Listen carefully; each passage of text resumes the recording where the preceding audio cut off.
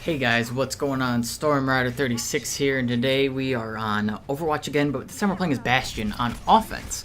Now, most people would see Bastion being a defensive player, and very true. He turns into a turret, so you don't have to, so you don't have to have a Torbjorn turret. But it's a strategy in a payload game mode that my friend actually discovered when he was playing with random people in his game. And now we've been doing it pretty much every time ever since, and it works out way too fucking well. So, I mean, it's absolutely ridiculous how it actually works. And you're going to see the enemy team has a bunch of Bastions and a Torbjorn, and later on they'll have 3 Bastions and a Reinhardt that's protecting all of them. But we still end up winning. And it's just ridiculous because Bastion is Bay. The title of the video, Bastion is Bay, is very true. Because Bastion is a very good character. Very high damage, very sustainable because he has his own health regen. If he gets a damage buff from a Mercy, he becomes a fucking annihilator. But it's like at the same time, he really has to try hard to do what he does best, and that is become a turret in the right spot. If you become a turret in the wrong spot, you can easily be flanked by one of the offensive classes. Like a Tracer can easily take you out quickly. A Reaper, if you don't know that they're there. And then also you have to have the range factor. Can someone see you from really far away that you can't really see, like a Hanzo or a Widowmaker? Because that's a way that you're going to be defeated, is if the Hanzo or the Widowmaker decides to, go in. And right here, this kind of shows that Bastion's ult isn't really too super powerful. Reinhardt's shield just completely stops it. I mean, it's actually crazy. Reinhardt's shield is that powerful. It takes Bastion's ult and just turns it into confetti, pretty much. So I think that that's pretty cool that, Reinhardt can combat a Bastion. And then you can see me right there. That's how you heal your RB or I don't know what the PC buttons are, but look at this. See, that Bastion set up in the wrong spot and didn't have his, eyes everywhere. And you'll see me use that exact same spot, but I play it differently. And then I realize, shit, the Bastion's back alive. So I sit there making sure he can't come around the corner, and then me and this Tracer end up taking him out because he set up in a bad spot. And then there's this Bastion who ults and only gets me, and then he just stops there and looks around like, oh, there's no one else up here. It's kind of funny. It's funny to me when someone uses an ult on one person, like a powerful ult, like Reaper's ult, who else? Hanzo's ult, using that on one person. It's just kind of funny because they're meant to take out groups. So when you use it on one person, it's kind of funny. Because it feels like a waste, but you're still killing somebody, so it's really not, I don't know. In like the heat of the moment, I'll say they wasted it, but, in hindsight, they might not. They might not have, I don't know. But you're going to see that Bastion on offense is actually very decent. Is a decent strategy. And then as you can see, this is where it starts to become a roll. Straight up roll them. It's so bad. So as Bastion, you can turret up on the payload, and it will be pushed.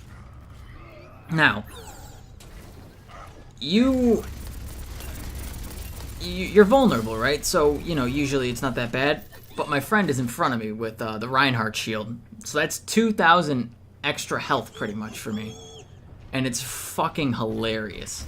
This enemy team doesn't know how to do it. And then a Reinhardt actually gets us with his ult.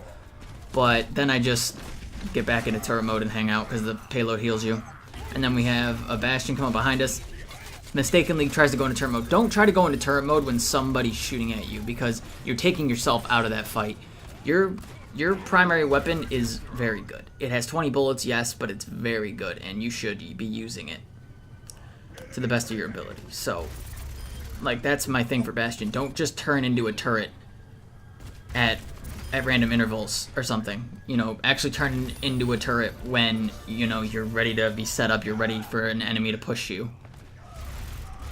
And also, you'll see me a lot in this gameplay reload at really bad times. Keep an eye on that ammo count because Overwatch doesn't hold your hand. It doesn't tell you when you're low on health. It doesn't tell you when you're low on ammo. You have to do that. So that's really something important. So right here is a perfect example of Bastion sustainability. Like, I heal myself, then Mercy comes in and revives the one Bastion. I kill 2 Bastions out of 3. They have 3 Bastions to try and combat the strategy that me and my friend are doing. It's such a good strategy, and I'm gonna hate myself if this video gets popular because of the fact that everyone's gonna be doing that, and then it's gonna be the hardest thing to fight that on offense. I mean, like I've said before, the ways to do it is to get up behind Bastion where he doesn't see you coming, so behind the payload and everything is a really good thing. It's a really good place to go. You know, trying to take out the Reinhardt with an ultimate somehow. Zarya would probably be a good one because she has her black hole, and her black hole makes it so that she is able to, so that she can take the people off of the cart.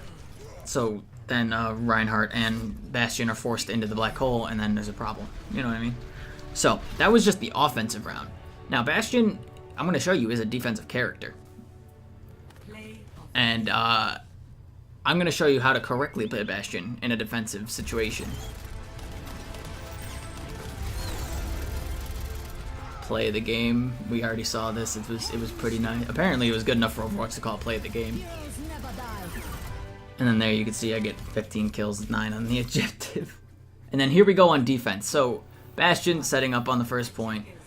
I'm just kind of hanging, you know, trying to keep them suppressed for long enough. You know, on defense, you don't really care as much for kills. You want to waste their time. The enemy's team time. If you waste the enemy team's time, so much easier to win. And as you can see, I melted Mercy. I start getting hit by McCree, and then the recoil makes it so I can't hit him. But then, like I told you, Pharah I ignored. I shouldn't have. And if I didn't ignore Pharah, I probably could have killed her and survived. But like I said, if you flank Bastion, he easily gets taken down. And so on defense, it's really important to, one, know the flank routes when you're setting up. Like, know where the enemy can come from. Like, I'm going to show you. I think I set up in this spot that I like the most on this map for this before they capture the first point. That there is no flank route. Like, they cannot get around behind you without you seeing them do it. And it's a really good spot. So Winston jumps away. I'm okay with that as long as he doesn't turn around and try to fight me. So it's right here. There is no flank route around this. This is a bottleneck. The enemy team has to go in front of you or around to the left of you. They cannot come down from the right. They cannot come from behind you. Now, I die to a Pharah because I'm an idiot, but that's a really good spot if you're going to play Bastion. You could be there. You could be in the bushes because there's like a little garden area. You could be there because it's harder for them to see you. If you're a regular Bastion, I'm bright fucking orange, so it's not that hard for them to see me. And for Bastion, a big thing is being up high. Because if you're up high, you can see most of the battlefield. I see a lot of Bastions set up in corners and set up somewhere that they don't really need to set up. And it's not a good idea. Like, I see a lot of Bastions set up in corners on the objective. Like, yeah, but that's more of a Torbjorn kind of thing. And even Torbjorn should be up high somewhere. Because turrets do the best in elevated positions because then they have a bigger view, a bigger bubble of effectiveness. Because if you think about a turret, so the turret's in the middle, the turret itself, and then there's a bubble around it that it can shoot at and that it can be supportive in. If you put it on the ground, you're cutting half of that bubble away. And then the turret isn't very good anymore. So if you put it up high, you are effectively almost doubling the effective area because it's a sphere, because the turret's a 3D thing, so it's a sphere, not just a circle. But, you know, that really goes to show you that, you know, higher is better for defensive things. And then right here, this Mercy, I don't know what they were doing, but they just kind of stood there like, hey guys, look at me, I'm up here, I'm in the enemy area, and I just turn into a turret and shoot her. But you can see, now I'm going to use that Bastion spot. But I'm going to be very mindful of, first off, of enemies trying to flank me, but half the enemy team is in front of me, so I know. So, you know, it's really all about being, you know, mobile. It's all about, you know, not sitting in the same spot for the entire round if you start to get focused on. Like, I can sit in this spot because they don't really focus on me, which is really bad. If you see a Bastion in a good spot, you need to focus on him. Because if more than 1 or 2 people fight a Bastion at the same time, he can't handle it. Yes, he has a lot of bullets, but at the same time, if he's taking that much damage, he doesn't have that much more health. So as you can see, when I play this spot, I look at both angles. If you look at it, I keep my reticle like halfway in between. Like I have eyes on the door a majority of the time, and then when a Genji, you don't want to be in turret mode when a Genji comes up to you because he will reflect every single bullet and fuck you. So Genji, if you don't like Bastion, Genji is your main thing, your main counter. So when I go here, I keep my reticle there so I can see the door and I can see the road so that I'm not going to get flanked. Now there is still a possible flank route of way on the right side, but not a lot of people use it. But, you know, it's pretty decent. And then I get ulted. The Pharah in this game hates me. She ulted me, like, every time she saw me that she had it. It was kind of funny. But that's really how you play Bastion. You set up in an area with minimal flank routes. You make sure to cover all your bases because he doesn't have any defenses. He doesn't have any, you know, like mines, traps to set up. And, you know, it's towards the end of the round, and I know my team's pushed up, so I know where the enemy is, especially because they're all outlined because of our Widowmaker, so I can set up in more advantageous positions or more offensive positions, which is on top of the payload cart, so if they try to capture the point, they can't. That's pretty much the whole point, and that is how you play Bastion. He's very fun to me. Like, I really like him because I don't just sit still all the time. I'm constantly moving my turret position if the team notices me, and I get 2 plays of the game. Same game, 2 plays. It's pretty. It felt pretty good, especially because it was this one where I like took out Genji, and then I assist with a Winston. I don't kill him. I don't get the final blow because he dies right there, and then I ult mid-air and just blast Pharah out of there. So thank you all so much for watching. I hope you did enjoy. I had a lot of fun with this game, and I'm really starting to like Overwatch a lot more than my original time, but like I said before, thank you all so much for watching. This has been StormRider36, and I will see you all in the next one.